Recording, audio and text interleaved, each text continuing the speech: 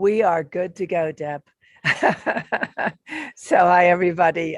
Esme's over my shoulder. This is Oshin.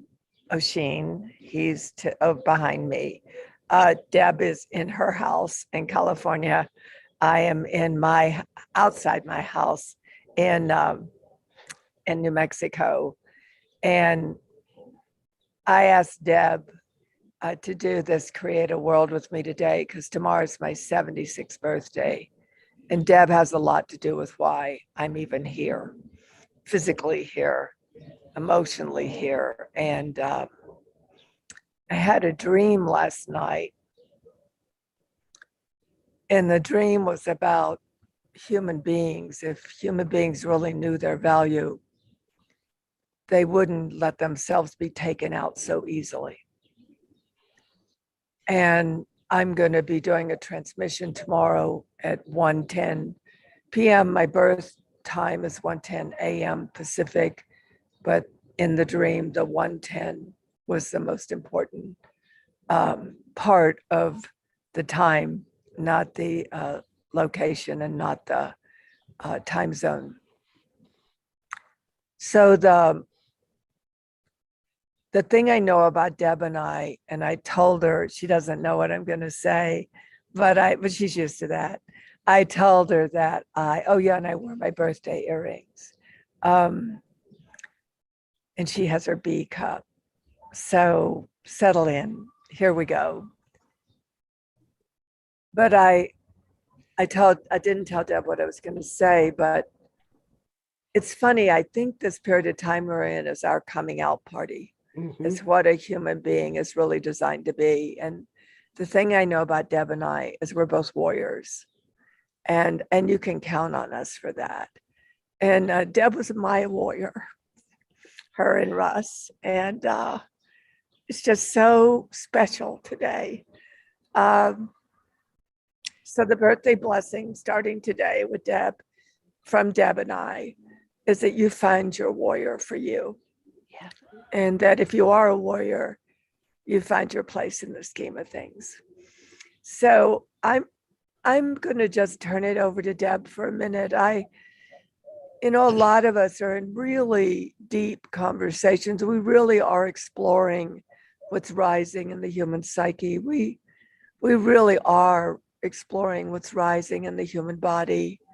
We really are exploring what's rising in the human consciousness, in the sense of self, and what I call metacognition, where we actually do begin to remember ourselves as archetypes of larger systems of reality. So it's a huge deal going on right now, and it's new in its infancy. Human beings have been victimized by their sense of self for so long that it's probably going to take a minute or two before the deeper threading of our consciousness as self can rise. And I just asked Deb to share what she's been exploring, what she's been looking at, and I will or will not interface. Go ahead. We really have been in a massive amount of transformation in the last, I'm going to say 250 years, which is very, very short for any kind of evolutionary moment. So I'm not sure if it's like the moment that evolution actually goes pop, or if it's just a condensed amount of time that it's all happening. One of the beautiful things for me, very sturdy, about the people Tantra's naming that have been deeply examining what's going on is that no one is limited or thinks they're limited to, one area, like me with psychology or Heather with biology, just to name, it's a focus. That's all it is. It's a focus. But there's no way, we're at a point where there's absolutely no way to consider any one dimension of human existence without at least holding in the background all the others, just so we can talk about one specific one. It's not possible anymore. And that's so exciting to me that it's going to filter down to the popular culture, to, regular human beings. Because all of it does. And slowly, I think the things that are filtering down are filtering with less distortion now than they did when I was a kid. They're filtering down with less distortion and reduction. So they're beginning to infuse the human system more accurately, more fully. And what that's leading to, well, Tantra asked me to talk about the egoic structure. It's leading to a pretty big evolutionary spike, is what I'm calling it.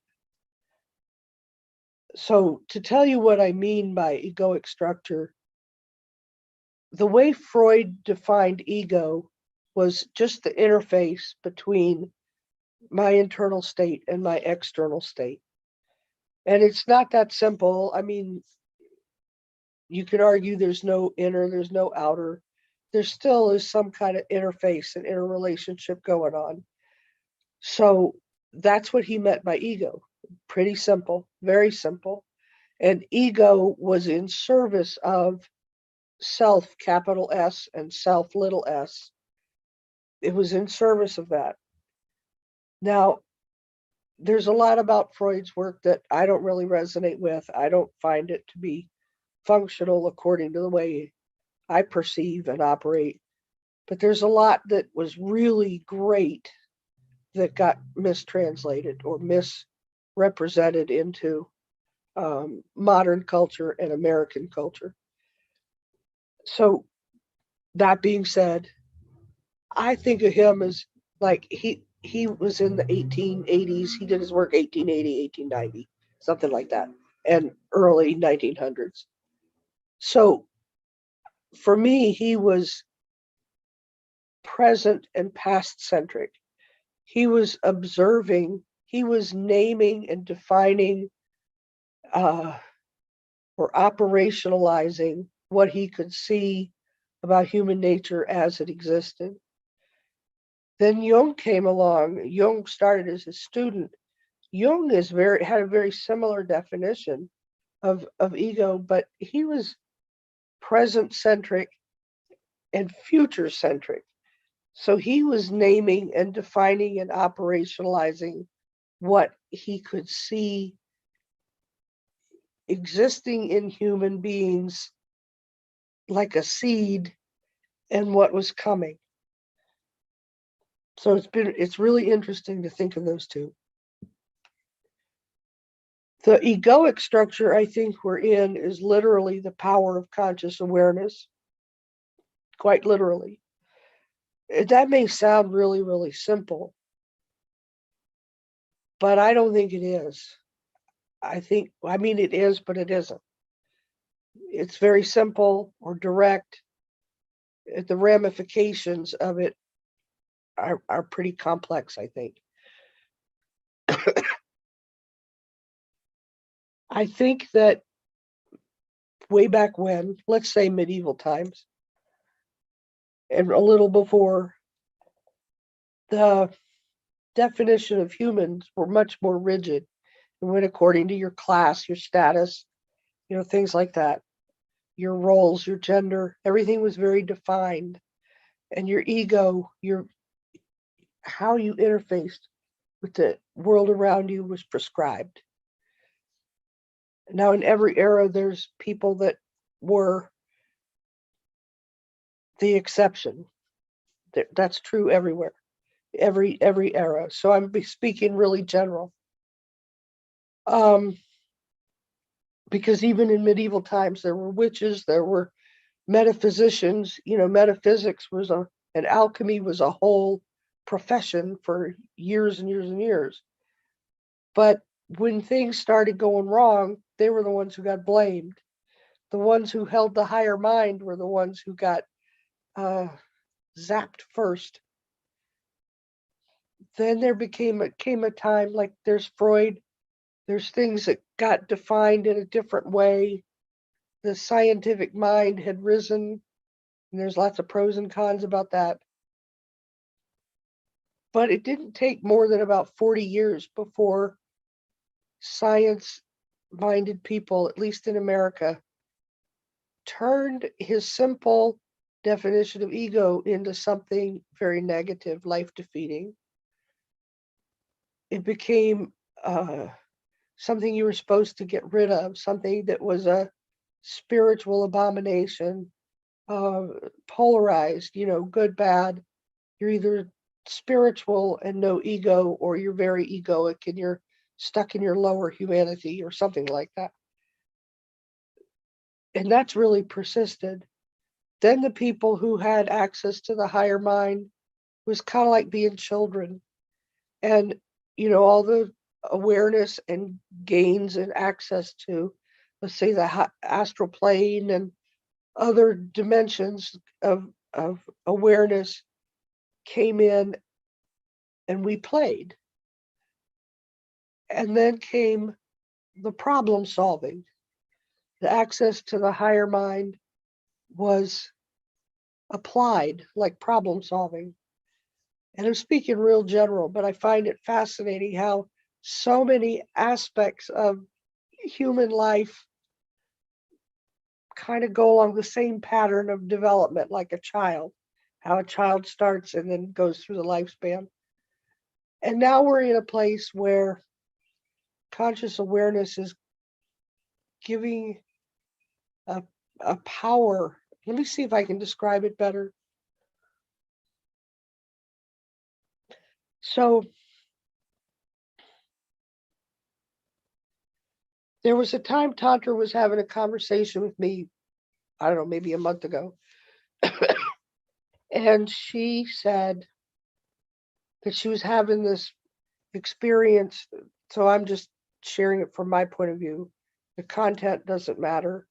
But she was just experiencing not just a pressure, but like something had shaken loose. And I said, it's like somebody took the door off and everything could spill out. And it was irretrievably merged with the rest of her life. And that's what I think that was an experiential hit of what it feels like that we're having the conscious awareness access now. There's people who have access to a higher mind, which has a wide range of expressions. It can't, it's like there was a time before when that always felt like it was behind the veil. You could get at it, you could get close with meditation and different processes, but somehow it was never quite right here. Something's happening where the, what was that show, where they would open the closet and everything would fall out? Some comedy show from years ago. It's like that. It's coming out. It's merging with our life now. It's not, you can't put it back in the bottle. You can only learn to respond. You can only learn to become it. And again, that sounds so simple, but this part I find difficult to talk about. I'm not sure how to talk about it, really. I'll see if I can do it with a story about the Garden of Eden. Now, I don't care about it from a religious reference particularly. That's not where I'm going with this at all. But I believe I have memory from the Garden of Eden. I used to think about it a lot when I was a kid, because I've never appreciated the religious conclusions. It always seemed like something was off. And then years and years of, really periodically thinking about this from different vantage points of maturity.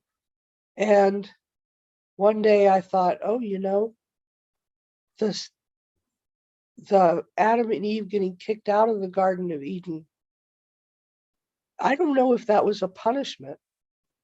I think it was symbolic of now they have to go find their conscious relationship to God's source creation. In that moment when the separation happened, the break, the whatever it was that was so disruptive to humanity, it was also instantly turned into an opportunity for evolution. And that as we humans gain conscious awareness, we can't help but choose what's going to restore paradise. We can't help it. It's not going to be possible to choose what goes against life and foster it and nourish it and even learn to be able to love what goes against life until it can return to itself. That's an evolutionary step that seems far for me, but I know it's out there and I know it's called for. So I think that's kind of a way I can sum up what I think is changing. In a way, this structure of our psyche's always been there. It's always been there.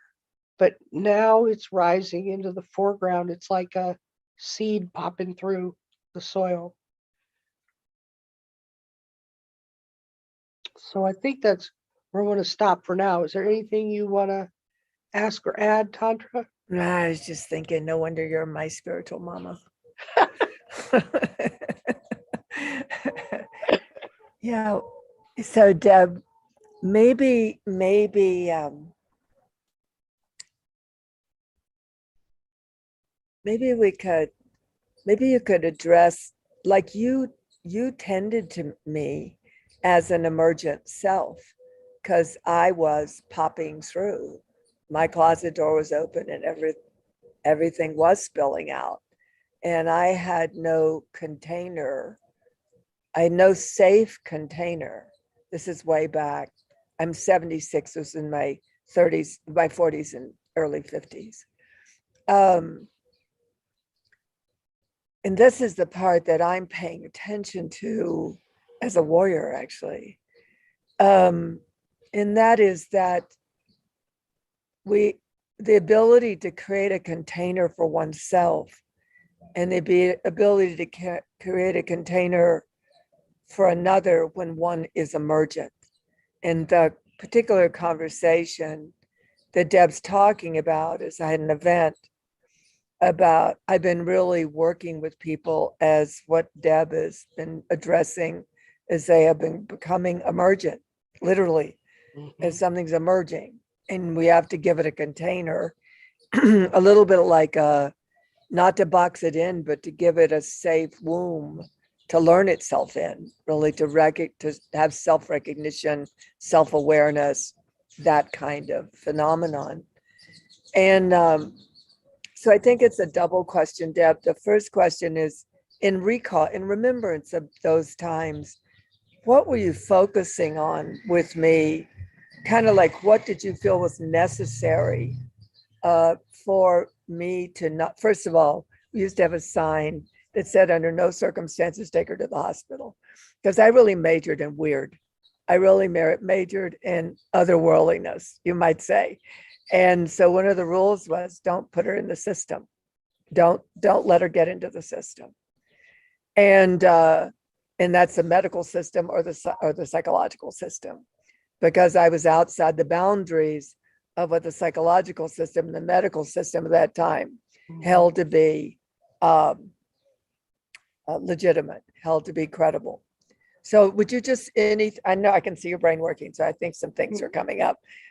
Just anything about that, because, Deb and I are talking, and then we're going to have Janos on again, and we're going to have Asa from Source Vibration on the 10th.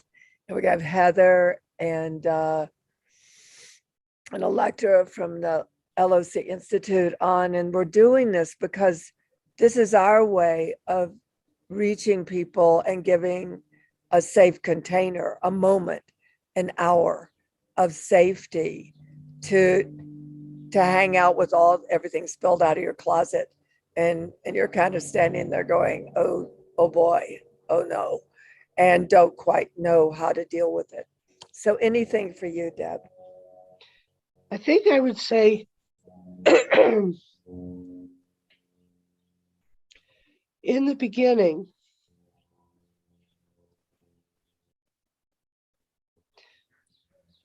well, okay, I'm going to say it this way, and it doesn't sound real complimentary, but I think it's important to give the picture.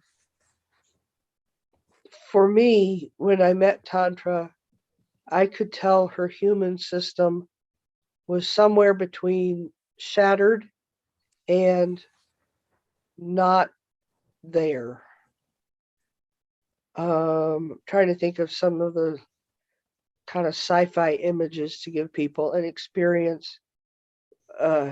Movies and stuff like where like in a hologram, the image will go bzzz, bzzz, and it kind of goes in and out, phasing like that, phasing. It was like that. And so I think I've always had a kind of a natural talent for psychology, let's just sum it up that way. But I'd also begun studying. But I also had, from wherever, a sense of when and how to go beyond what was taught. So I could feel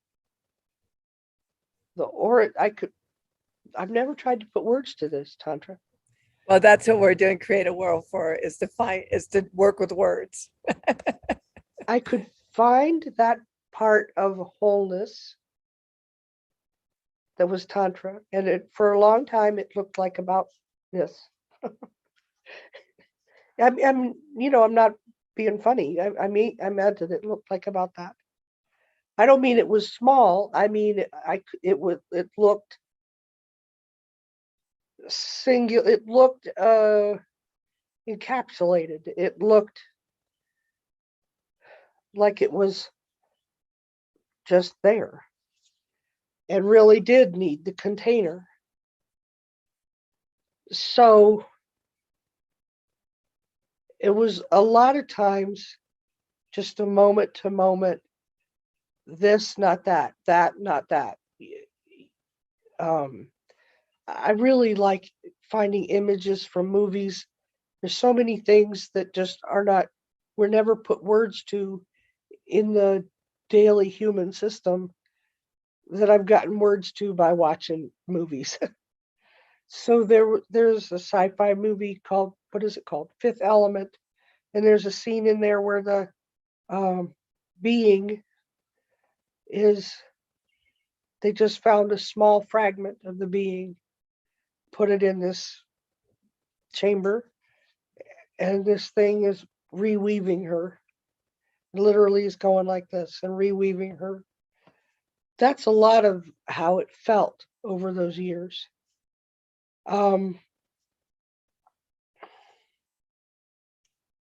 Yeah, that's a lot of how it felt. Because back then I didn't have anywhere near as much sophistication of language as I do now. Had my own blockages and hang-ups, if you will, which is a pretty mild word for it. So there was also figuring out how to get myself matured and out of the way to permit this. And it was not just happening in Tantra, it was happening in everybody in the gatherings that we would have all at the same time. So that made it a pretty complex, dynamic, interrelating system that started with, here's the piece of Tantra that's whole. How do you make a space for it in this world? And I'm talking about it one way, but I don't mean to give any implication that I was doing it alone or anything like that. Because we would do a little, whatever would happen during the day, however it would go, Tantra would have stuff move through her. There's integrating that and figuring out how to express and apply that. How do you set up the household? And that would change again in 5 months because the kids were now older, and and a world that worked for everyone was constantly evolving, constantly shifting, and had to be responded to. And so it would not have looked like anything that people think of as a psychological process today. It wasn't therapy. It was more like, if anybody is wanting a image from traditional psychology, it would be like milieu therapy. Yeah. For kids What is that therapy, Deb? that would be like when kids live in group homes and they have every aspect of their life is handled a certain way. Like even education is not the same as a traditional classroom for a kid who might be considered healthy. It's all geared towards reweaving that child, letting the child find ways to. So we sort of had our own Hogwarts Yeah, school we did. Yeah, we did.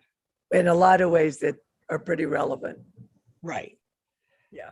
And to the point where that's kind of just how we live life now. It's just how we live life.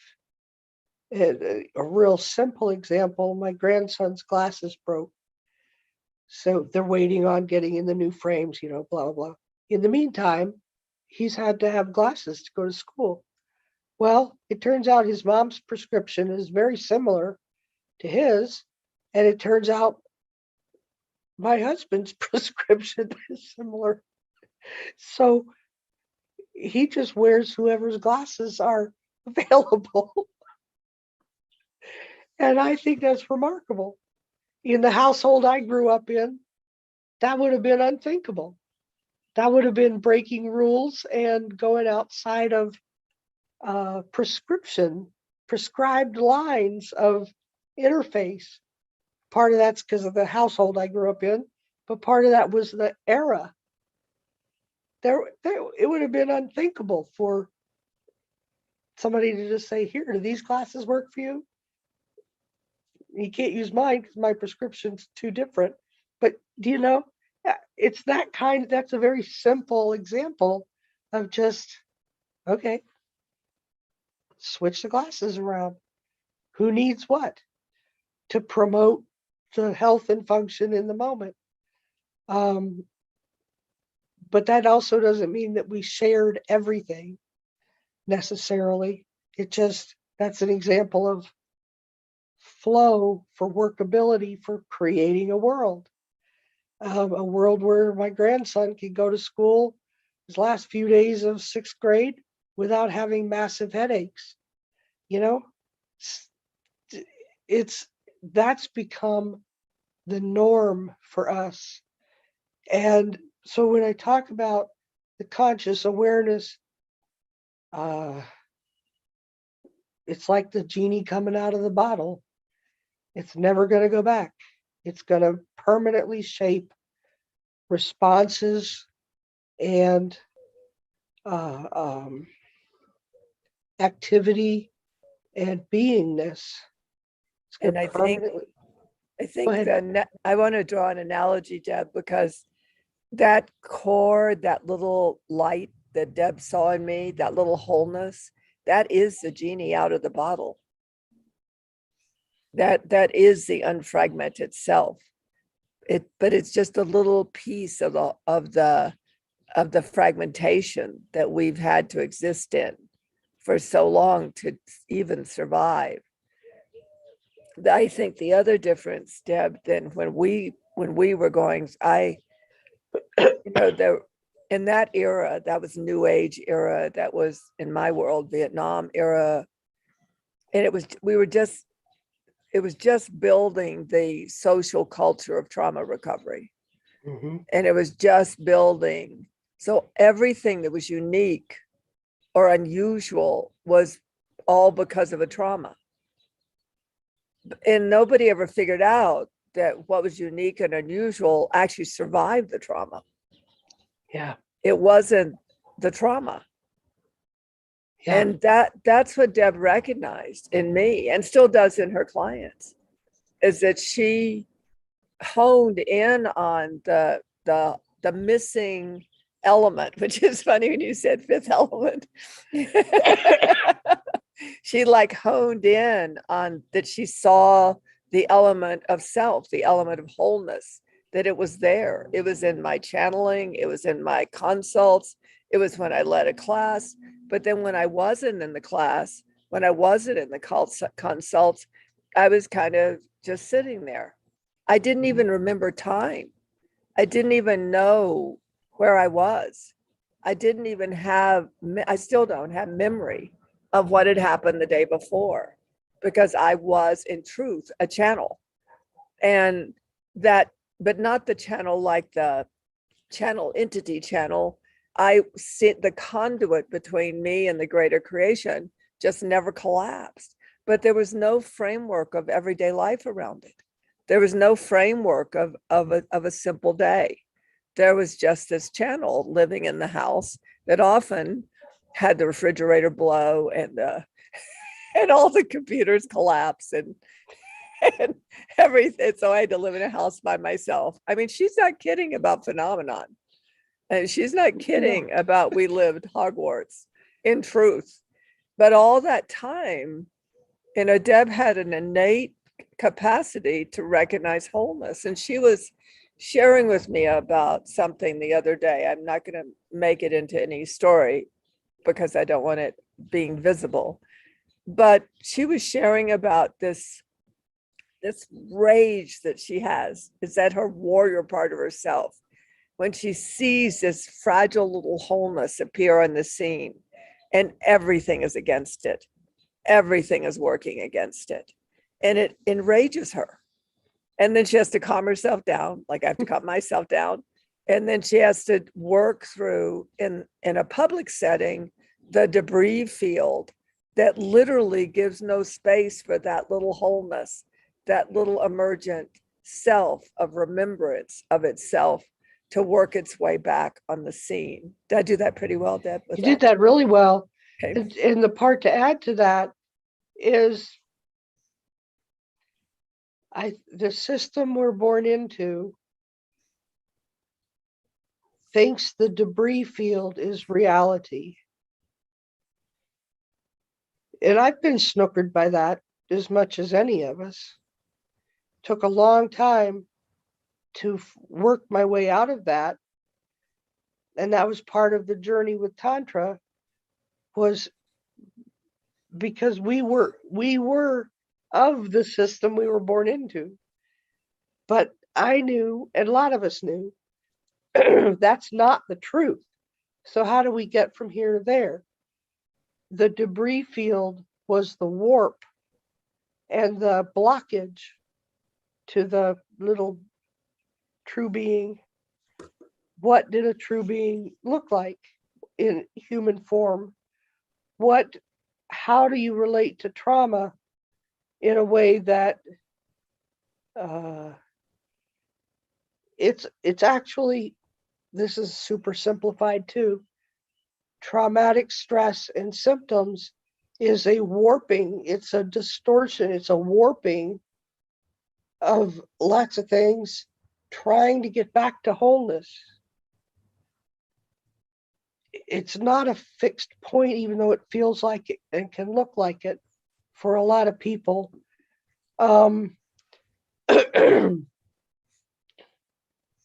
Yeah, I think that adds to what you were just saying, the way I want to do it. I've been nosing around here because I now have a friendly bee. So I just moved my coconut water over just a little bit in case he wants to Oh, imbibe for I a used to, minute.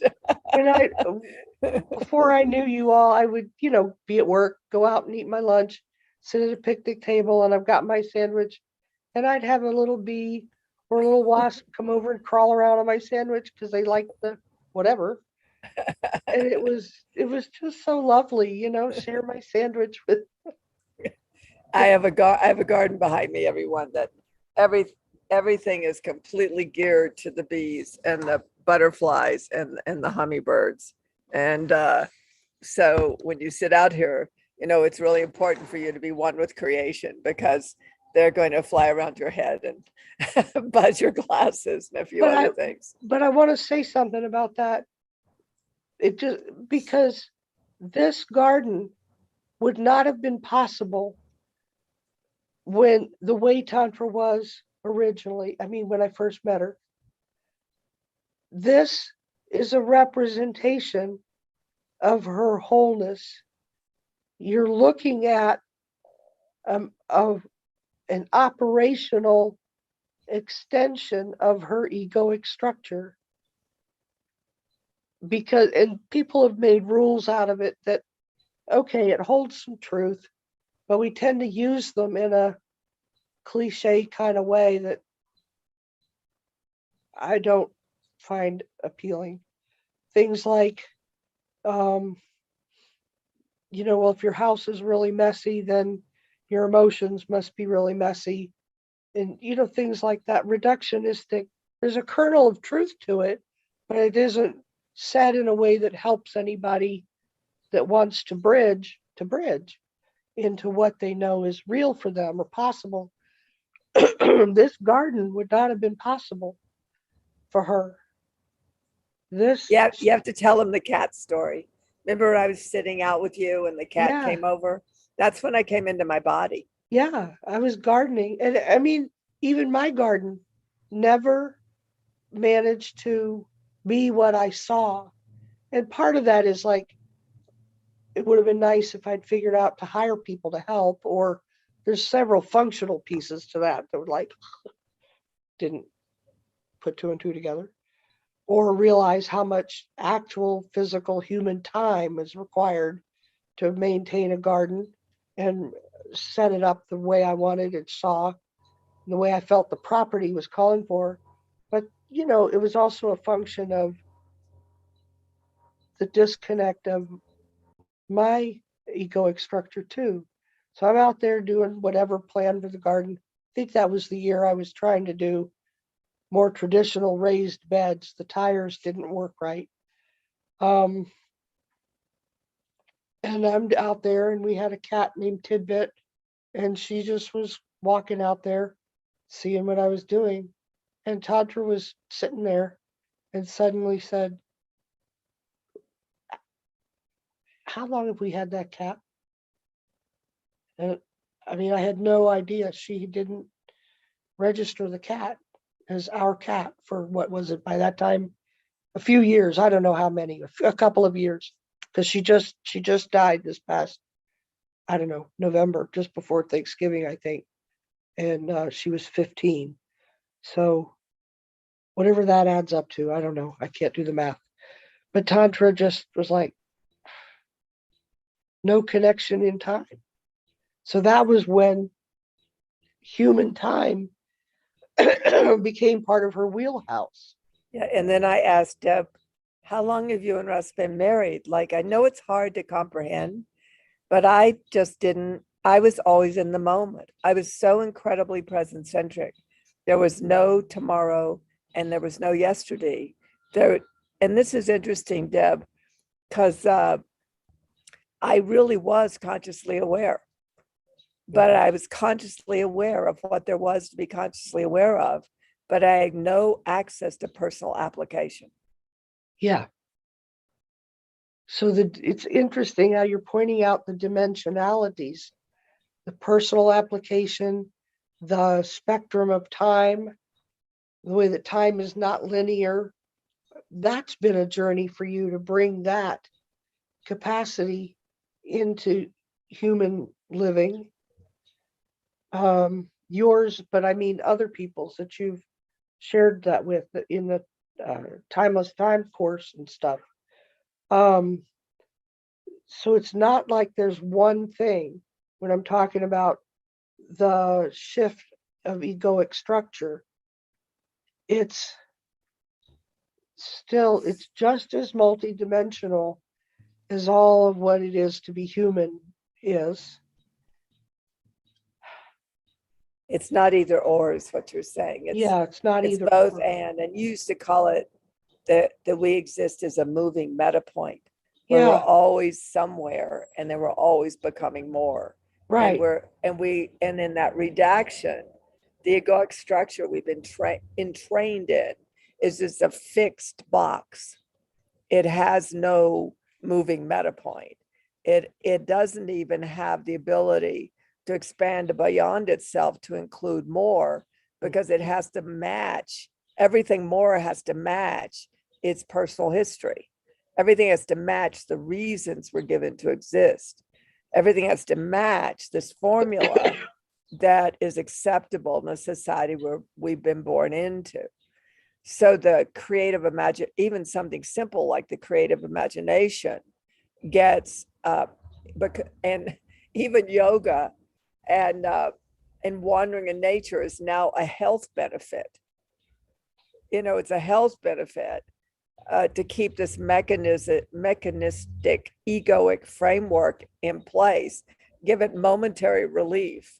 God forbid that you just want to go take a walk, or that you just, like yesterday, I was practically blacking out because I'd be darned if I was going to get my Apache plume planted and I was going to get my peace rose planted, and I needed my beloved Mexican family to dig holes for me because I couldn't dig the damn hole.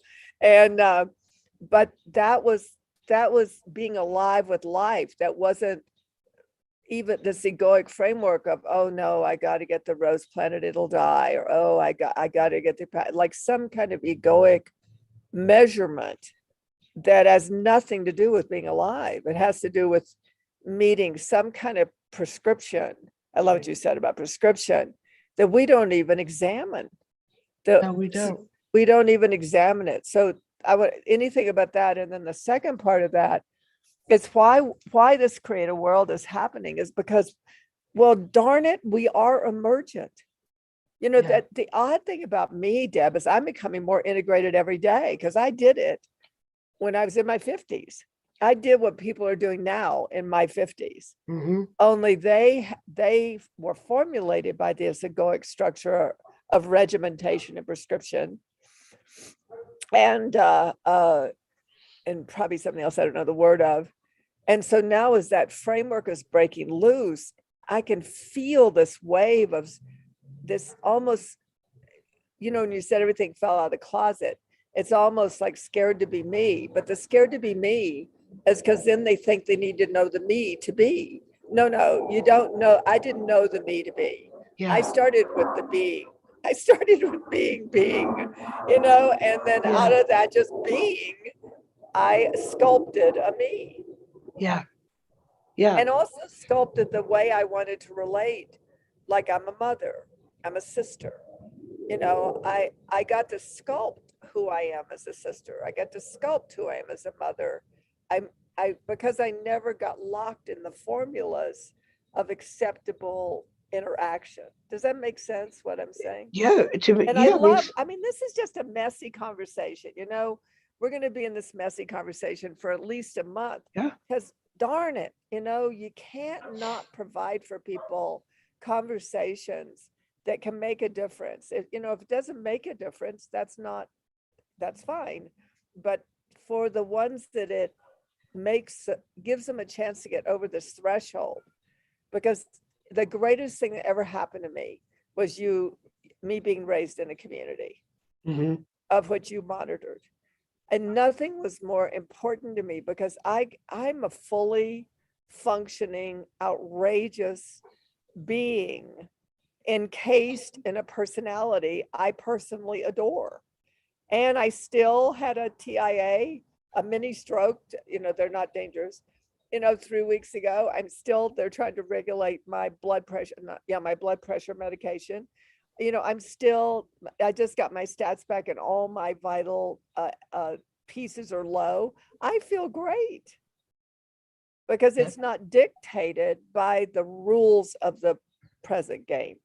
Or like what it is to be 76 years old. Or what it is to be 76 Whatever, years old. Like everybody's got very different ones, but there's lots of little containers. The back a few sentences, you said something, back in the day of when the witches were being burned and things, having expanded awareness be offered or come into there was so much less elasticity that the only answer was kill the witch. Now are usually herbalists and midwives. Yes, right. And practitioners. And but the point is that it was kill the witch or excommunicate the metaphysician, some way of severing them and their participation from the whole. And that happened with, Galileo and, all kinds of people that just came in with a different knowing to bring to the party. We're slowly coming, and this is going to sound weird given the times we're in now, but we're slowly coming to a point where first people are discovering that's not possible. I know there's a lot of violence, and so I don't want to sound like Pollyanna with my head in the sand or something. So much violence, so much harm, so much just horror going on these days in the last several years. But it hasn't resulted in the death of being, is what I'm noticing. In fact, it seems to be firing it up. Right. There's a lot of people who think, let me just do more harder, whatever, and I can suppress it and I can kill the witch. Let me just try harder, but it isn't working. It isn't working. So pretty soon, we're going to be finding as a collective new ways. That's the Fibber McGee closet. That's what I was thinking of. That's what from the show from a million years ago. Fibber McGee closet. So enough has fallen out of the Fibber McGee closet or can't get put back into the prescription for a lot of reasons that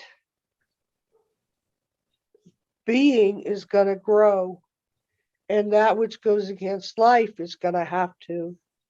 It'll be like the beautiful book, The Kinavata, where the bad behavior, even violent or horrible, and they simply turned away from it until it shriveled up and disappeared, or the person made a choice not to repeat that. So that's what we're coming up on. And I know the other piece I wanted to make sure to say, because at some point when I was preparing for this, I was thinking, wow, it's kind of like we've been in craving for a long time, then craving creates. And thinking that was it. And I do remember, what was it, in the 90s, maybe the early 2000s, when people were saying, oh, let's co-create together. We're going to create this. We're going to create that. Come co-create with me. And it never felt really good to me. And I didn't have language for it, but not too long after came the principles of creation and the templates that came through Tantra, where the whole thing is crave, create, sustain, maintain. So we're shifting from the creates as the prescription.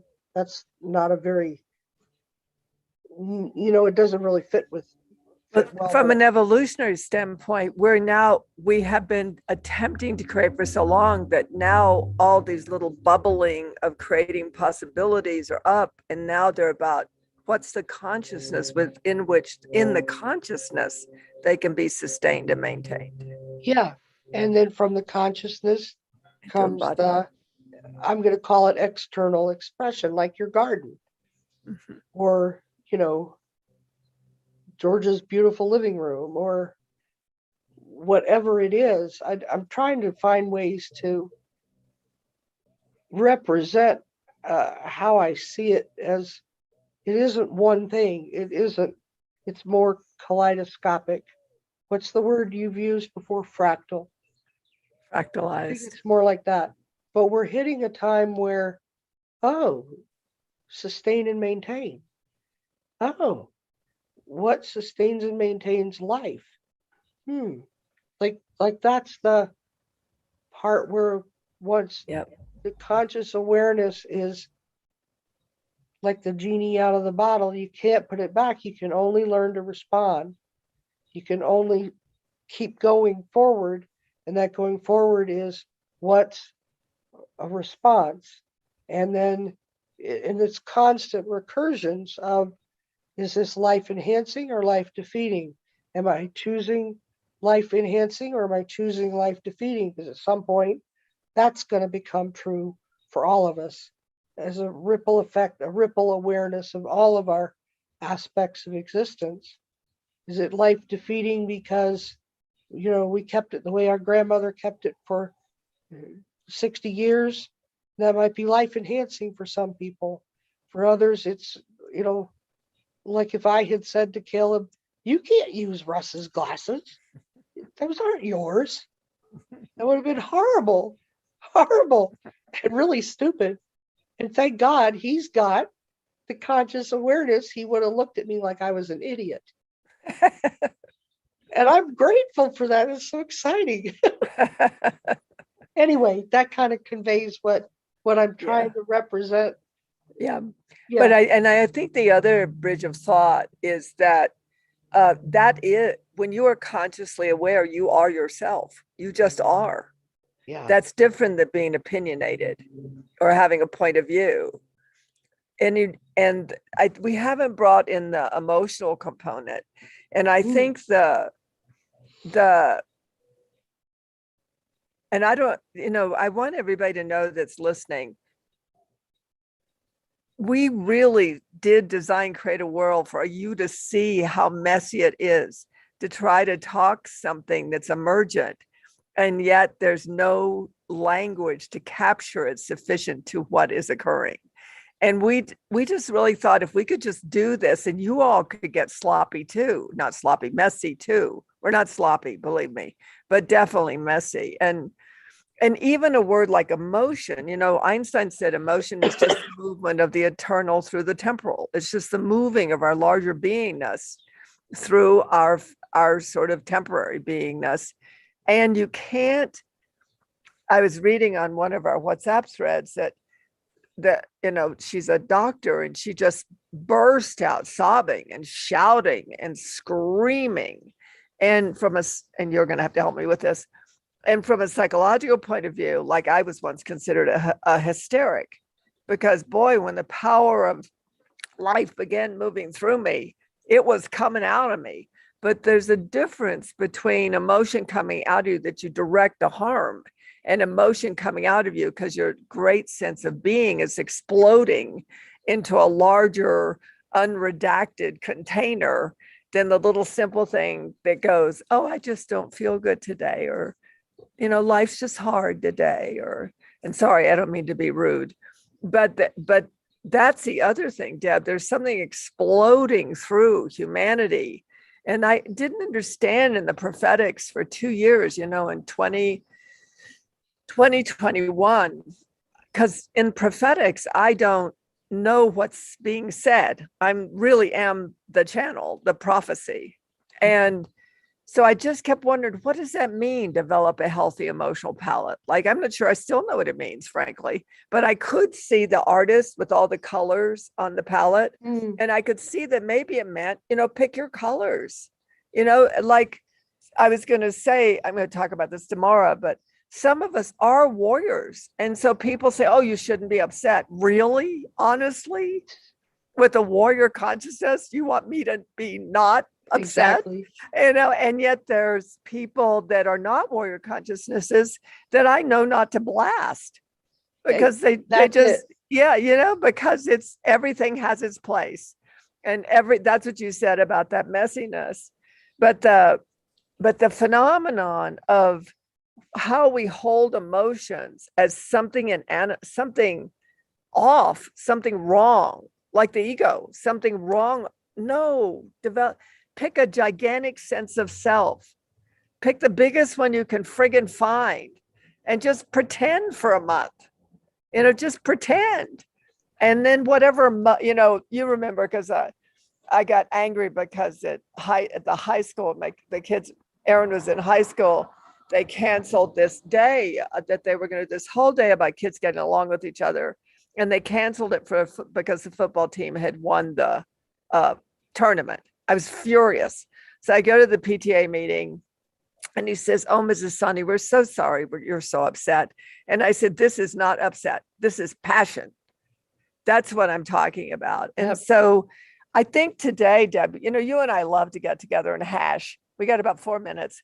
I just want us to all have room, wiggle room, unredacted room. Stop explaining yourself room. Stop trying to figure out what you are. Just find yourself doing what you're doing and being what you're being. And I'm going to give the last words to you. So this is brilliant. So I'm going to try to respond to that in the time we've got. I think healthy emotional palate could be defined as response-able, life-enhancing responsiveness. Because I remember the days when you realized people were calling you hysterical and drama queen. It was devastating for you. It was also devastating for me because I couldn't protect you from that. But back then, I thought that's what the healthy thing would have been.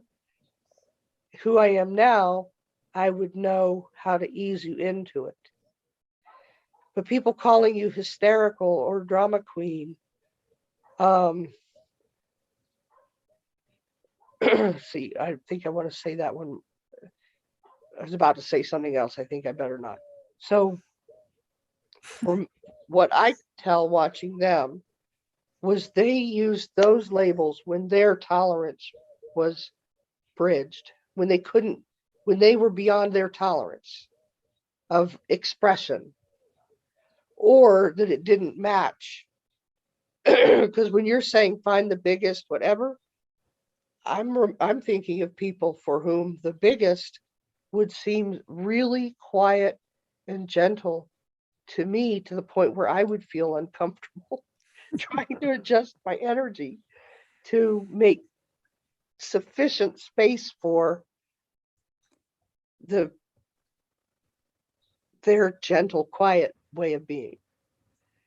And I've had to figure out, like at my job, that I'm a little more expressive than other people. And I've been called, I think there's a truth to it, that I have anger issues. I think there's probably some truth to that. But also to be called that, and I've had my expressions and words be misunderstood many times, and I had to understand, oh, I just breached their tolerance. And I breached their paradigm. I have to adjust my words. So for right now, I think we're in a period of not like selling out, adjust my words, but so I can be heard. Yep. And be with another in the field. Yeah, you're And saying it's going to be messy. What? You're saying it's going to be messy. Yes, it is. It is. It's going to be messy. Yeah. Yeah. So that's why we have to meet again, Deb.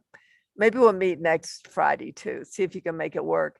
because I'd like to pause and like to go into the discussion. Since we had this discussion today, let's do next Friday. If you can do it, you can check your calendar later and see if we can go into what the archetypical sense of a self might be. You know, like you keep saying that kids are finding themselves in the avatars in the Marvel comic. You know, every woman I know identified with Wonder Woman or one of those women on that thing.